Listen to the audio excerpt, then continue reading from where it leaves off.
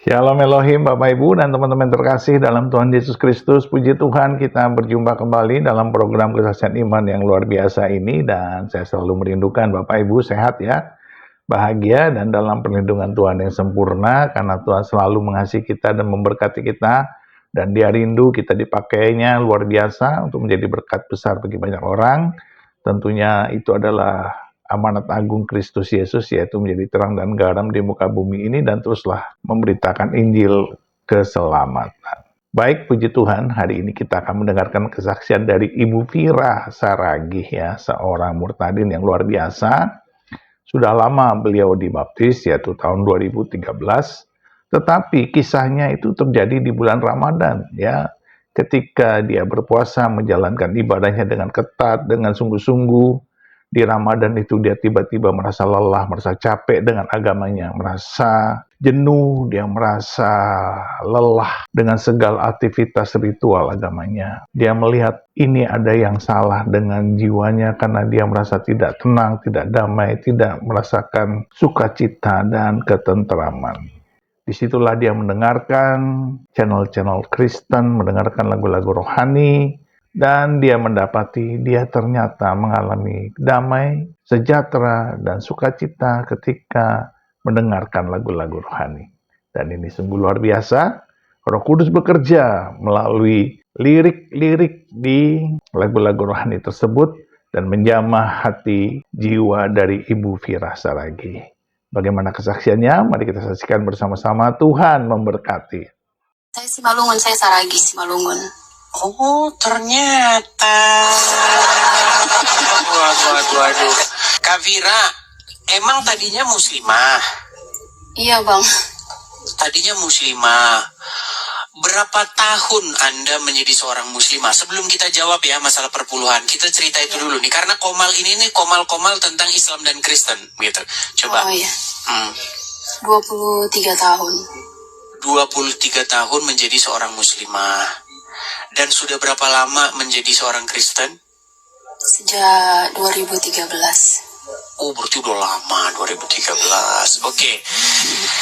Yang membuat Anda meninggalkan... Oh gini, kita tes dulu ya teman-teman ya. Kita harus tes dulu nih teman-teman.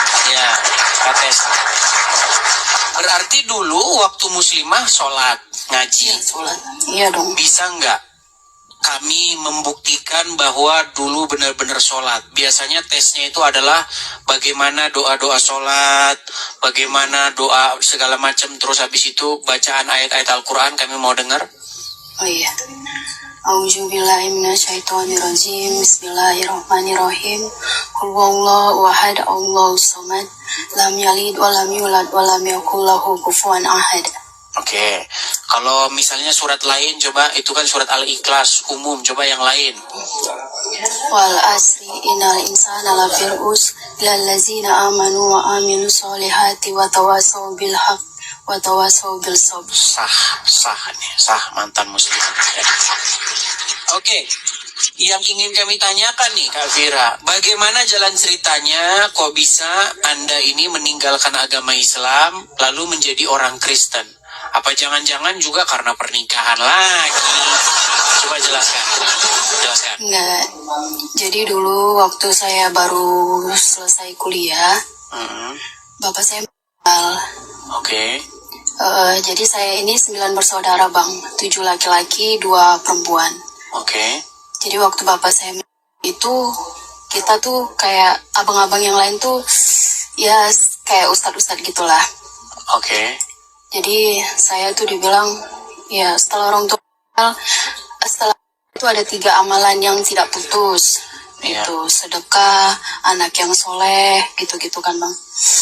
Jadi Oh iya, itu selalu saya dengar. Sedikit nih, mohon maaf sedikit. Iya. Saya kalau lewat lampu merah tertentu di negeri Konoha, saya selalu mendengar itu. Masjidnya dari 5 tahun yang lalu sampai sekarang belum kelar-kelar. Dia selalu di lampu merah itu ngomong begini. Ketika anak-anak Adam, maka amalannya akan terputus kecuali 3 perkara. 1, amal jariah. Kedua, orang yang berbakti kepada orang tuanya dan seterusnya. Itu 3 itu terus yang udah ngomongin, makanya saya hafal itu kalau lewat lampu merah itu. Oke, selanjutnya. Iya, jadi terus dibilang kayak gitu. Nah, biar mengalami ringan lah siksa kuburnya, melewati sisa kubur lah apa gitu, jadi disuruh zikir berapa ribu kali, setiap habis sholat suruh kirim doa segala macam. Terus saya juga disuruh pakai hijab yang besar, pakai rok gitu kan bang. Jadi ya dilakuin, tapi pada waktu itu ada rasa lelah gitu. Pas bulan Ramadan, itu bulan Ramadan ketiga saya. Bulan Ramadan saya sholat, saya tahajud, terus saya capek gitu bang. Capek ini apa sih gitu. Iya betul. Anda ngerasa jenuh, ini apa-apaan sih, kok hidup saya dibikin kayak begini, kok saya begini. Anda mempertanyakan akhirnya ya. Iya. Oke, lanjut. Akhirnya saya capek, terus setelah bapak itu kan semua pada sibuk masing-masing ya bang, dengan kehidupan masing-masing. Karena saya anak paling kecil tuh, saya sendirian terus di rumah. Hampir setiap hari saya sendirian terus di rumah. Jadi saya ngerasa kesepian, capek gitu. Nah, waktu zaman itu kan zaman Facebook itu masih yang mode data aja tuh bisa ya, nggak kelihatan gambar gitu ya bang. Iya zaman dulu ya, betul. Jadi saya buka Facebook, terus ngeliat ada postingan teman SMP gitu, tentang dia kayaknya cinta banget gitu sama Tuhan Yesus tuh begini begitu. Saya hampir lupa kalimatnya, cuman kok dia cinta banget gitu ya. Terus saya cari tahu apa sih ini, terus saya buka YouTube, dengar lagu rohani kok adem banget gitu bang. Nah, saya kalau boleh jujur, iman saya itu tumbuh karena pendengaran. Dengan lagu-lagu rohani itu seperti bukan manusia yang menulis tuh, kayak malaikat yang nulis lirik-liriknya. Iya. Gitu. Jadi saya dengerin itu, saya ngerasa adem, kok ngerasa nggak kesepian, ngerasa damai, tenang gitu. Tapi by the way, anyway, Baswe nih Kak Vira, suku apa sih? Kalau logat-logatnya kayak orang Minang nggak? Enggak bang, saya Simalungun, saya Saragis Simalungun. Oh ternyata. Waduh. Di sini ada abang kita nih, Saragi juga di sini, dia di ini. Kapan-kapan kalau ke California bisa gabung-gabung dengan yang sama-sama Saragi. Oke, lanjut lagi. Iya, jadi saya dengerin itu, terus kok adem banget ya. Tapi saya dalam hati tuh kayak mau nangis gitu bang, karena kan kalau kita di Islam itu, kalau musyrik ya menduakan Allah itu, kita tempatnya udah neraka jahanam. Bahkan kalau jadi orang Nasrani itu kita dibilang jadi bahan bakar orang di neraka. Iya. Bakarnya. Gitu, padahal kalau saya, dalam hadis dikatakan bahan bakar api neraka itu dari batu katanya. Tapi nggak tahu kok jadi orang Nasrani. Ya, lanjut. Orang kafir gitu. Jadi saya takut lah bang. Saya takut, tapi ada rasa pengen tahu gitu. Ini apa sih? Kenapa damai banget? Saya sekali aja bilang, Yesus tuh kok damai gitu. Semakin hari saya cuma dengerin lagu rohani aja. Lagu rohani itu zaman itu masih pakai BlackBerry. Oke. Dengerin lagu rohani, terus saya cari tahu terus ini apa gitu. Nggak ada yang bimbing saya. Soalnya saya kumpulannya geng saya itu Islam. Saya sekolah di salah satu kayak sama dengan Pak Saifuddin Ibrahim. Kayak sekolah-sekolah Islam gitu ya? Sekolah Islam, di kampus juga geng saya Islam, semuanya Islam bang. Saya senenek moyang kayaknya Islam semua gitu. Jadi yang nggak ada sama sekali, saya cari tahu aja sendiri. Sana kemari, saya cari tahu di baptis itu apa gitu. Pokoknya ya atas kemauan saya sendiri lah. Jadi, tapi itu pun setelah saya, singkat cerita ya bang, setelah saya ketahuan Kristen, saya mau sama keluarga. Iya, sama abang-abang. Saya dipaksa syahadat, dibilang harus syahadat. Ya, saya syahadat nggak apa-apa. Tapi saya bilang sekalipun saya syahadat sampai mati, saya tetap percaya Yesus itu Tuhan. Gitu. Berarti bukan karena sebuah pernikahan ya? Bukan. Oke Vira, selamat malam Vira. Malam bang. Ya silakan Vira, nyalakan kamera dulu. Gimana?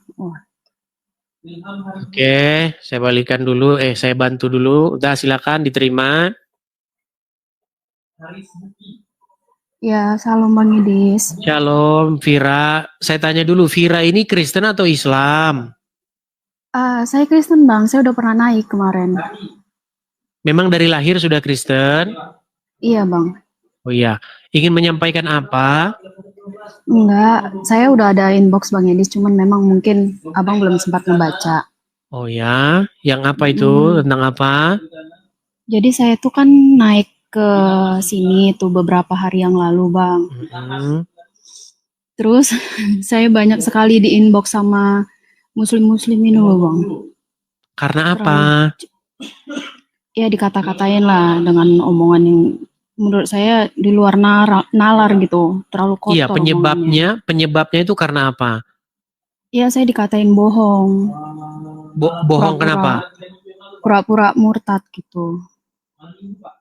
Sebentar, Anda Gitu. lahir udah Kristen. Iya, Bang. Terus Anda keluar dari Enggak, saya Islam. Saya dari lahir tuh udah Islam. Terus saya pindah gitu. makanya saya agak bingung tadi. Anda lahir Muslim. Iya, Berapa tahun Anda menjadi seorang muslimah, Kak Vira? 23 tahun. 23 tahun. Lalu Mm. Anda akhirnya meninggalkan agama Islam, Iya, Bang. masuk Kristen. Iya. Berapa lama jadi orang Kristen? Sudahan? Udah cukup lama dari 2013. Dari 2013. Oke. Coba biasanya kan di sini itu saya menggunakan apa standarnya orang Islam. Orang Iya. Islam membuat standar bahwasanya ujian kalau seseorang sebagai muslim itu bukan dia bertakwa. Walaupun di dalam Al-Qur'an tanda seorang muslim itu adalah bertakwa. Tapi pada prakteknya di lapangan, tanda bahwa seorang muslim itu adalah seorang muslim bahwa dia bisa membaca ayat-ayat Al-Qur'an. Coba bacakan kepada kami satu ayat di dalam Al-Quran atau doa sholat atau niat sholat atau apa coba supaya kami atau orang-orang Islam yang meragukan bahwa Anda bekas mantan Islam itu percaya bahwa Anda mantan Islam. Coba Iya, sebelumnya sih memang udah pernah, tapi saya ulang lagi. silakan. A'udzubillahiminasyaitonirrajim. Bismillahirrahmanirrahim. Niat sholat ya, Bang. Ya, Usolli fardu maghribi salat rakaat ini mustabilal kiblati ada alillahi ta'ala. oke. Teman-teman Muslim, saya mau kasih tahu kepada kalian. Orang Kristen nggak akan sanggup ngucapin kayak begitu. Nggak akan sanggup. Kalau memang dia nggak pernah masuk Islam. Saya kasih tahu kepada kalian. Kalau orang Kristen dari lahir mau bohong, mau pura-pura ngaku jadi Muslim, mereka nggak akan bisa ngucapin itu. Coba, ada nggak satu surat yang sulit yang orang Kristen nggak bakal bisa tiru-tiru? Sulit apa ya? Udah banyak lupa. Mungkin surat Anas ya, Bang. Silakan. Qul a'udzu birabbinas malikinas ilahinas min syarril waswasil khannas allazi waswisu fi sudurinas minal jinnati wan nas. Artinya? Enggak tahu lah, Bang. Nggak tahu. Ya. Jadi gini, saya cuma pesan begini. Biasanya orang-orang Islam itu mereka itu bersikap suka mengingkari kebenaran. Jadi kalau misalnya Kak Vira menerima pesan seperti yang saya bilang, pasti nanti akan banyak orang-orang Islam datang menginbox, mengirimi pesan, Anda ngaku-ngaku bekas Islam, Anda begini dan begitu. Biarkan saja begitu. Karena apa? Karena mereka itu memang mengingkari kebenaran. Sekalipun kita bilang itu matahari, katanya, oh bukan. Mereka emang begitu. Saya punya pengalaman. Sekalipun kita tunjukkan kebenaran, mereka terus-menerus akan mengingkarinya. Cuman satu obatnya. Ketika orang Islam sudah berhenti mempertuhan Muhammad, maka mereka akan gampang menerima kebenaran tersebut. Seperti itu. Iya, Bang, sebenarnya. Tapi ini udah sangat mengganggu menurut saya. Jadi ini kan akun ini sebenarnya saya tuh nggak suka main sosial media, Bang. Akun ini sebenarnya tadinya saya pakai buat usaha. Nah, saya lampirin di bio itu ada nomor telepon gitu, Bang, nomor handphone. Jadi setelah nggak usaha lagi saya pakai untuk pribadi. Terus mungkin muslim-muslim ini teman-teman muslim ada nge-screenshot nomor saya atau apa. Itu sampai nomor yang satu lagi saya nggak aktifin, Bang. Diteror terus. Iya. Gitu. Baik, jadi sekarang Kak Vira sudah tahu tabiat mereka. Itu juga terjadi kepada saya. Jadi nomor saya itu pernah disebarkan sama Rudi Iskariot. Bahkan nomor saya itu ditaruh di aplikasi-aplikasi pesan-pesan perempuan. Iya. Memang seperti itu memang mereka. Ketika mereka tidak sanggup membantah saya, mereka akan melawan saya dengan cara-cara yang murahan seperti itu. Makanya banyak yang hubungin saya. Saya nggak tahu kenapa begini. Ya karena memang kerjaannya mereka begitu. Iya Bang, saya cuma mau pesan sama teman-teman yang Muslim, kalau kalian mau bertanya baik-baik, baik-baiklah, jangan pakai bahasa yang terlalu kasar menurut saya. Saya ada kok dokumen lengkap dari mulai akte lahir sampai ijazah terakhir saya itu masih ada. Bahkan soft copy KTP saya waktu masih Muslim itu saya ada. Kalau kalian mau bukti silahkan, tapi jangan kasar gitu. Jangan sampai mengancam-mengancam segala macam. Tolonglah bahasanya dijaga gitu. Ya, begitulah kenyataannya Kak Vira. Jadi memang ketika ada orang Islam sudah sadar, sudah berhenti mengikuti yang salah dan datang kepada Tuhan Yesus, banyak sekali orang-orang Islam yang memang bertabiat seperti itu. Ngancam, ngirim pesan, dan lain sebagainya, mengata-ngatai, memaki-maki itu memang banyak. Jadi, ya mulai membiasakan diri seperti itu. Iya gitu Bang, karena saya dituduh menjelekkan. Awal saya naik ke sini juga kan saya cuma mau nanya tentang iman Kristen gitu. Karena saya bingung. Enggak ada yang menjelekkan, Jadi intinya sama orang-orang Muslim juga ya. Kenapa kalian itu mengingkari bahwa kalau ada orang yang berpindah dari Islam ke Kristen, kalian katakan bohong, kalian katakan settingan segala macam. Itu betulan seperti itu. Kalau seandainya boleh di sini spill identitas, mungkin sudah spill. Masalahnya di TikTok tuh nggak boleh, kita kena ban langsung. Iya. Begitu, nggak boleh nunjukin identitas di TikTok. Iya, terus Bang, sedikit lagi mohon maaf. Ya. Saya senang sejak waktu saya naik terakhir itu banyak teman-teman saudara seiman yang saya kasihi, makasih buat supportnya. Tapi janganlah terlalu berlebihan gitu. Kalau mau sharing tentang firman Tuhan silakan, tapi jangan yang terlalu berlebihan, kayak memuji-muji terlalu berlebihan itu nggak usah gitu. Ya, saya juga ngerasa sedikit terganggu lah. Tapi kalau mau saling diskusi, sebenarnya kesaksian saya panjang. Tapi saya nanti nunggu program Bang Edi saja tentang kesaksian-kesaksian. Boleh. Gitu, Bang. Itu aja. Oke, hanya itu ya, Vira ya. Ya, itu aja Bang, iya. Oke. Selamat malam, terima kasih ya. Sama-sama. Ya, shalom. Ya, teman-teman Muslim, kalau ada orang-orang yang keluar dari agama Islam, kalian terima saja fakta itu, begitu loh. Jangan kalian aneh ya, ngomongnya kalian umbar-umbar, buat apa sih? Kenapa cara kalian tuh kekanak-kanakan? Puji Tuhan, puji Tuhan, puji Tuhan, puji Tuhan, kesaksian yang luar biasa dari Ibu Vira ya. Tidak heran dan bukan lagi menjadi rahasia umum bagaimana kalau seorang murtadin itu keluar dari agamanya dan menjadi pengikut Kristus, selalu dihujat, selalu dimaki-maki, dikatakan kafir dan seterusnya dan seterusnya. Dan itulah yang dialami Ibu Vira Saragi. Dia harus memikul salibnya karena dia menjadi pengikut Kristus. Ini luar biasa sekali ya. Kita selalu melihat peristiwa-peristiwa yang menyedihkan, yang membuat kita miris, tetapi inilah harga dari sebuah pengorbanan ketika kita menjadi pengikut Tuhan Yesus. Kita menyembah Dia di dalam roh dan kebenaran. Tuhan kita yang sangat mengasihi kita. Dahulu Dia pun juga dihujat, digugat, bahkan disalibkan tanpa sebab, tanpa salah. Sekarang kita sebagai pengikut Tuhan mengalami salib Kristus karena nama Yesus. Puji Tuhan. Inilah sebuah kisah yang luar biasa, perjalanan iman dari Ibu Vira Saragi, menandakan bahwa Roh Kudus terus bekerja di akhir zaman ini dengan dahsyat dan luar biasa, untuk menjangkau setiap jiwa, menjangkau setiap kekosongan rohani di dalam pribadi-pribadi yang haus dan lapar akan Tuhan dan membutuhkan keselamatan sejati.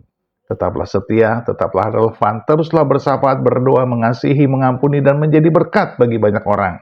Lihat kiri kananmu, tetanggamu, kiri kanan, muka belakang, saudara-saudaramu, kaum kerabatmu, doakan mereka supaya mereka mengalami Kristus, mengalami perjumpaan dengan Tuhan, baik dalam mimpi, dalam penglihatan, maupun saat mereka sedang beribadah atau bekerja. Tuhan punya cara yang ajaib, tidak bisa kita menyelaminya. Tetapi kasih Tuhan selalu ada bagi setiap orang yang mencari keselamatan yang sejati. Tuhan beserta kita dan memberkati kita sekarang dan sampai selama-lamanya, di dalam nama Bapa dan Anak dan Roh Kudus, di dalam nama Tuhan Yesus Kristus. Haleluya, haleluya, haleluya. Amin, amin, amin, amin, amin, amin, amin.